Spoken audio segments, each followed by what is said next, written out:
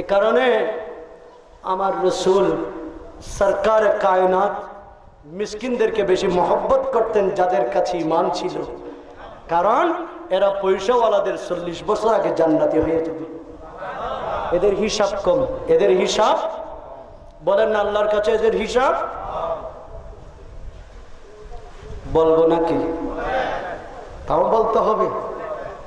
প্যারা হাজিরিন, এখানে আমার সব মুরব্বী, এদের কষ্ট হচ্ছে কিন্তু।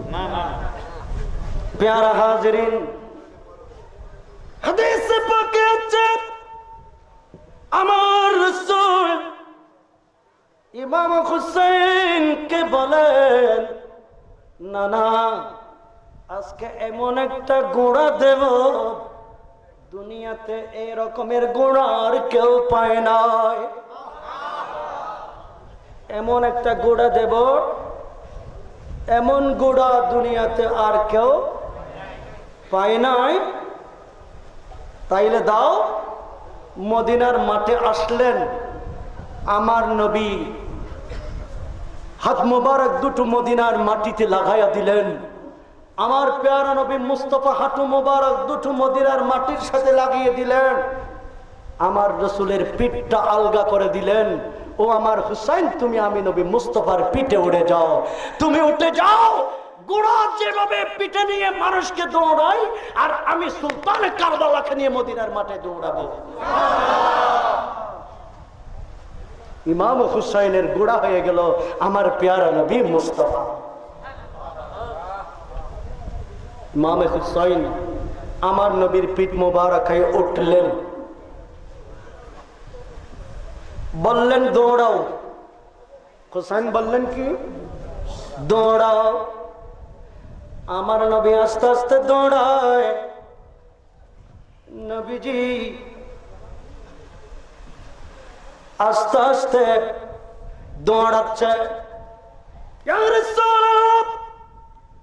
মদিনার গোড়া টক টক টক টক দৌড়ানোর সময় আওয়াজ বের হয়, কিন্তু হুসাইনের গোড়ার আওয়াজ নাই কেন? হুসাইনের গোড়া আওয়াজ করে না কেন? কিছু দূর গিয়ে আমার নবী ঠক করে একটা আওয়াজ দিলেন, আফ। জোরে বলেন না সুবহানাল্লাহ। হুজুর নবী কি বললেন? আফ। কি বলেছেন? আফ। আফ শব্দ বলছেন, বলার সাথে সাথে খুদার আরশ আজিম নড়ে উঠল। আরশ আজিম নড়ে উঠল, দুনিয়াদারি ভূমিকম্পের মতো শুরু হলো। ইমাম হোসেন বলেন, না না, ও আমার ঘোড়া এইরকমের একটা আওয়াজ শুনতে চায়, একটু আওয়াজ করেন। আমার নবী হাঁটতেছে, আপ শব্দ বলে আমার নবী যখন ডাক দিলেন, আরশ আজিম নেড়ে উঠল। আল্লাহ জিবরিল আমিনকে বলেন, জিবরিল আমার নবীর দরবারে ওহী নিয়ে যাও। নবী ইমাম হুসাইনের গোড়া হয়ে পিঠ মোবারক হয়ে হুসাইনকে তুলে আপ বলে যখন ডাক দিয়েছে, খোদার আরশ আজিম নড়াচড়া করে উঠল।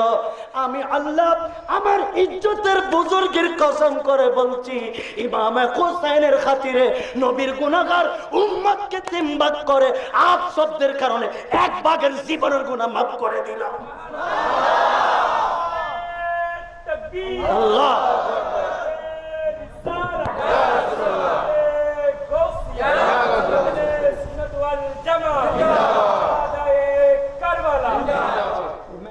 হাদিস গুলি কোথায় আছে? বেশি দূরে যেতে হবে না, এখানে আছে। আছে ইমাম হুসাইন তো বুদ্ধিমান, রসুল আজকে উম্মতের গুনাহ মাফ করে। দূরছে আমার নবী দৌড়াচ্ছে। নবী চুপ করে আছেন কেন? আরেকবার বলেন। নবী দুনিয়ার জমিনের সমস্ত আওয়াজ থেকে আমি হুসাইনের কাছে আওয়াজ বেশি ভালো লাগে। আবার আওয়াজ করেন। নবী কিছু দূর গিয়ে আমার নবী আরেকবার আপ শব্দ বললেন। আল্লাহ আবার ওহী পাঠালেন, নবী উম্মতের গুনাহ 2 বার ক্ষমা করে দিলাম। ইমাম হোসেন দেখতেছে, কিন্তু ইমাম হোসেন আবার বলতেছে, নবী আরেকবার বলো। আমার নবী বলার জন্য প্রস্তুত, কিন্তু আল্লাহ বলেন, জিবরিল বেহেশত থেকে একটা বেহেশতি রুমাল নিয়ে যাও। আমার নবীর শব্দটা যেন তৃতীয়বার বার না করে। আমার নবীর জবান মুবারকের মধ্যে রুমালটা এভাবে দেবে, এভাবে দিলে নবী বুঝতে পারবে, আমার নবী আর বলবে না। এই শব্দ তৃতীয়বার বলে ফেললে দুনিয়ার মধ্যে যত মুনাফিক মুসলমান আছে তাদের জীবনের গুনাহ মাফ করে দিতে হবে। না না না, আমি সবার গুনাহ মাফ করব, এজিদি মুসলমানের গুনাহ আমি মাফ করতে পারবো না। হাই হাই, শেষের দিকে চলে এলাম। ওই হুসাইন ইনি কখনো এজিদের সাথে আপোষ করতে পারে? শেষ কথা এটাই, এজিদের সাথে আপোষ করতে পারে? এজিদ বুঝতে পেরেছিলেন ইমাম হুসাইন এজিদের হাতে বায়াত হবে না, এ কারণে সে ক্ষমতা নেওয়ার সাথে সাথে মদিনাকে ঘিরে ফেলেছিল সৈন্য দিয়ে। মদিনাকে এজিদ কি করে ফেলেছে? ঘিরে ফেলেছে। সে এত বড় জালেম, সে এত বড় লম্পট, সে এত বড় পাপী, তার সৈন্যরা পদার্থরা আমার নবীর মসজিদে দরজা খুলে উট গাধা এগুলি মসজিদের ভিতরে বেঁধেছে। কোথায় বেঁধেছে? মসজিদের ভিতরে বেঁধেছে। হাদিসে পাকে আছে, লাম্মা কানা আইয়ামুল হারব লাম ইউআযিন ফিল মসজিদিন নববী সাল্লাল্লাহু তাআলা আলাইহি ওয়া সাল্লামা সালাসাতা আইয়াম। এজিদের সৈন্যরা মসজিদে ওট গাদা এগুলি বাঁধার কারণে আমার নবীর মসজিদ বরবাদ হয়ে গেছে। এগুলি পায়খানা প্রস্রাব করে মসজিদের জায়গা অপবিত্র করে দিল। প্রায় 3 দিন পর্যন্ত মদিনার মানুষ মসজিদের মধ্যে নামাজ পড়তে পারে না। কয়দিন? আহা, আর সেই এজিদকে অনেক ভাইরা রহমতুল্লাহ আলাই বলার সুযোগ খুঁজে।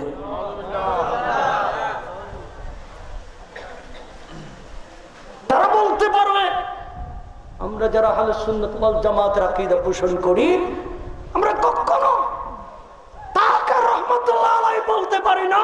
সে তো ঘৃণার পাত্র, সে তো পাপী, সে তো জালেম, সে তো কাফের, তার কাছে ঈমান ছিল না। ঠিক কিনা বলেন না?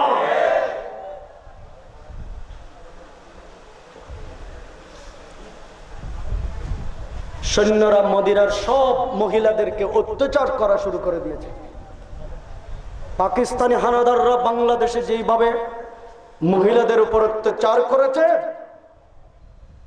ঠিক 61 হিজরি সালে এজিদের সৈন্যরা মদিনার মহিলাদেরকে ওই রকমের জুলুম নির্যাতন শুরু করে দিয়েছিল।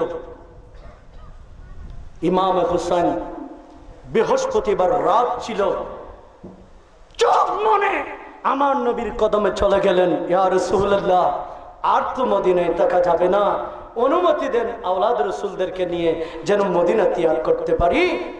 আর ইমামে হুসাইনকে মদিনার রওজা আকদস থেকে অনুমতি দেওয়া হয়েছে, বাবা চলে যাও, অনুমতি দেওয়া হলো। সাহাবায়ে কেরাম পাহাড় পর্বতে আত্মগোপন করেছিল। ইবনুল মুসাইয়্যিব একজন নবীর সাহাবী, 3 দিন যখন হয়ে গেছে আযান হচ্ছে না, শব্দ গুনবি দেখছে না, তার মন চটপট হয়ে গেছে, না যেতেই হবে মদিনায়, শব্দ গম্ভীর দেখতেই হবে। সেই পাগলের বেশ ধারণ করেছে, সে সালার চট, মাথায় করকুঠা, মুখের মধ্যে কালি মেখে সে বুভার বেশ ধরে সে পাহাড় থেকে নামলো। এজিদের সৈন্যরা তাকে অ্যারেস্ট করেছে, তার নাম গ্রাম জিজ্ঞেস করেছে, সে বুবার মতো কু বলা শুরু করে দিল। তখন সবাই সিদ্ধান্ত নিল, এ মদিনার বড় পাগল, মদিনার মধ্যে হয়তো পাগল একটাই আছে, সবাই তো চলে গেছে, পাগল বলে এখানে, তাকে ছেড়ে দাও। এরা পাগল বলে এজিদের সৈন্যরা শহীদ করে দেয় নাই, ছেড়ে দিয়েছে। এই সুযোগে সে আস্তে আস্তে আমার নবীর দরবারে ঢুকে গেল। আমার নবীর দরবারে ঢুকে গেল, দরবারে ঢুকে গিয়ে বন্ধুরা আমার রসুলের দরবারে ঢুকে গিয়ে আমার নবীর রওজা শরীফ ঝাড়ু দিলেন। দিতে নামাজের ওয়াক্ত হয়ে গেল। ইবনুল মুসাইয়্যিব বলেন, আমি যদি এখন নামাজের আযান দিতে শুরু করি তাইলে এরা বুঝে ফেলবে আমাকে শহীদ করে দেবে। এ কারণে সে চুপ, আযান দিতে পারছে না। ঠিক যে মুহূর্তে আযানের ওয়াক্ত হয়ে গেল, ইবনুল মুসাইয়্যিব কেঁদে কেঁদে বলছেন, খোদার কসম আমি মদিনার রওজা শরীফ থেকে আযানের আওয়াজ শুনতে পেয়েছি। আযান দিল, নামাজ হয়েছে।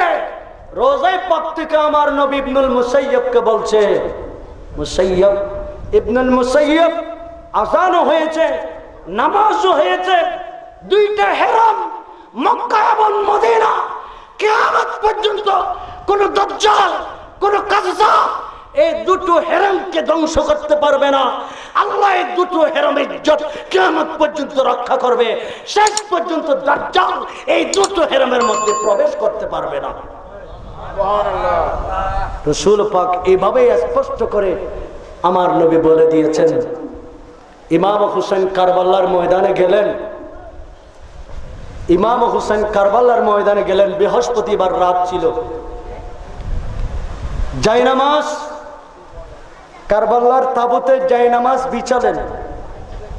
কারবালার তাবুতে জায়নামাজ বিছালেন।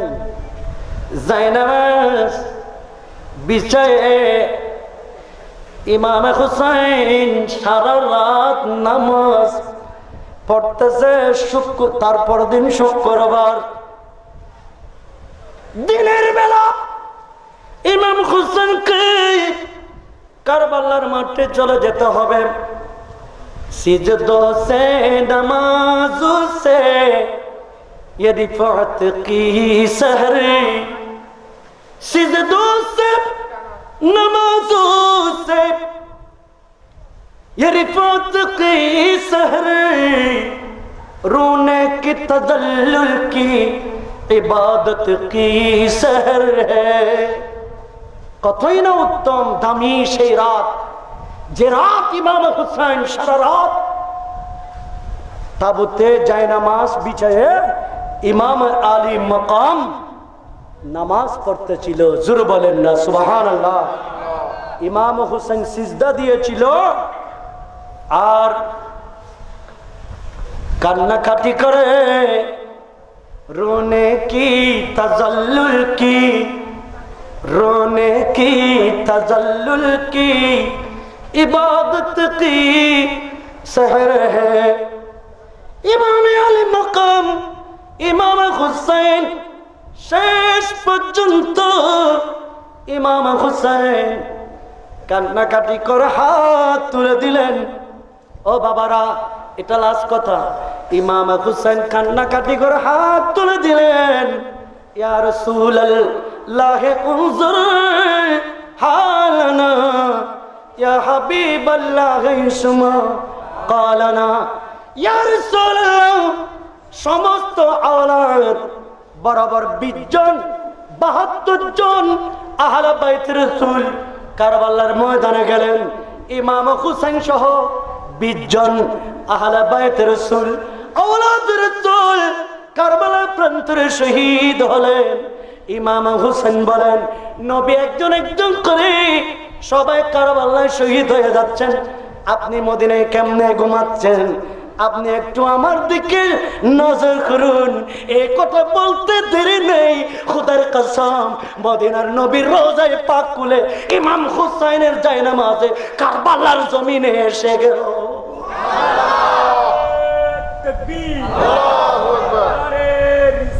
প্যারা হাজিরিন, ইমাম হুসাইনের জায়নামাজে এসে ইমাম হুসাইনকে জড়িয়ে ধরলেন।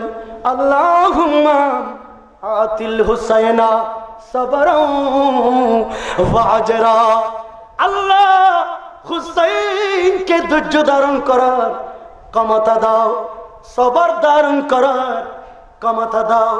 কেন কেন বন্ধুরা আমার, ইমাম হুসাইনের তাজা রক্ত আমার নবী আল্লাহর দরবারে পেশ করবে। একদিকে এই ঘটনা, অন্যদিকে শহর বানো তাবু থেকে স্বপ্ন দেখতেছেন কারবালার মাঠে একজন সোনালী মেয়ে কারবালার মাঠ ঝাড়ু দিচ্ছে। কারবালার মাঠ। শহর বানো জিজ্ঞেস করেছে, ও মা আপনি কে? আমি তো আপনাকে চিনি না। কারবালার মাঠ ঝাড়ু দিচ্ছেন। ওই মহিলা কেঁদে কেঁদে বলেন, মা আমি তোমার শাশুড়ি সুলতান কারবালার মা, আমার নাম ফাতেমা। মা আমি আজকে রাতে কারবালার মাঠ ঝাড়ু দিচ্ছি, আগামীকাল আমার নয়নের মনি পুতের চোখের পুতলি হুসাইন কারবালার মাঠে শহীদ হয়ে যাবে। কারবালার কঙ্করের মধ্যে আমার পুতুল যেন পড়ে কষ্ট না পায়, আমি কারবালার কঙ্কর গুলি জেড়ে ফেলে দিচ্ছি।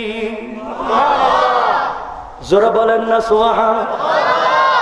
প্যারা হাজিরিন, এইভাবে করতে করতে করতে করতে সকাল হয়ে গেল। ইমাম হুসাইন বিবি শহর বানোর তাবুতে প্রবেশ করলো।